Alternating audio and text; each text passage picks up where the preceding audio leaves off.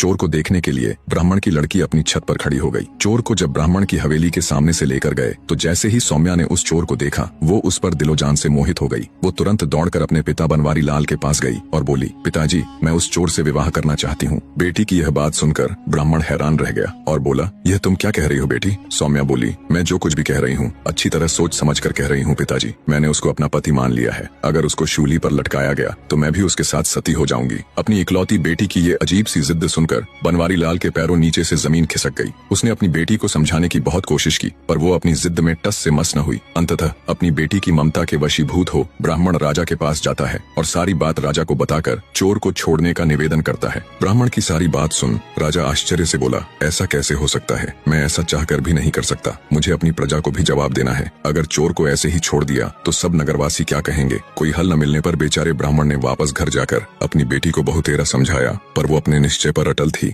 सौम्या के हठ का समाचार पूरे पास पड़ोस में फैल गया। उड़ती उड़ती बात चोर के कानों तक भी आ पहुंची। जब चोर को पता चला तो वह रोने लगा। तय समय और घोषणा के मुताबिक चोर को नगर के चौराहे पर ले जाया गया। चोर को फांसी होने का दृश्य देखने के लिए सारा नगर टूट पड़ा। चोर को जब शूली के पास लाया गया तभी सौम्या भी वहां आ गई। उसके बाल बिखरे हुए थे। उसने बिल्कुल एक वियोगिनी के जैसा वेश बना रखा था। भीड़ के बीच खड़ी हो उसने घोषणा की कि इस चोर को वह अपना पति मान चुकी है और उसके शूली पर चढ़ाए जाने के साथ ही वो भी सती हो जाएगी। उसकी घोषणा सुन वहां मौजूद नगर के लोग उसे समझाने लगे पर सौम्या ने किसी की भी बात नहीं मानी। चोर को जब इस सारी घटना का पता चला तो वह ठठाकर हंस पड़ा कि वह सती होने वाली है। कुछ समय पश्चात चोर को शूली पर लटका दिया गया। आगे दैत्य दंभिकासुर बोला, तो विक्रमादित्य, ब्राह्मण की लड़की सौम्या अपनी घोषणा के अनुसार उस चोर की मृतदेह को अपनी गोद में रखकर सती हो गई। उसने अपना वचन निभाया। अब तुम मुझे बताओ कि चोर सौम्या के प्यार की खबर पाकर रोया क्यों और उसके सती होने के इरादे पर ठठाकर हंसा क्यों? उसे तो सौम्या के प्यार की खबर पाकर खुश होना चाहिए था और सती होने की सूचना पर रोना। राजा विक्रमादित्य कुछ सोचकर बोले, सुनो दुष्ट दैत्य, जब चोर को यह पता चला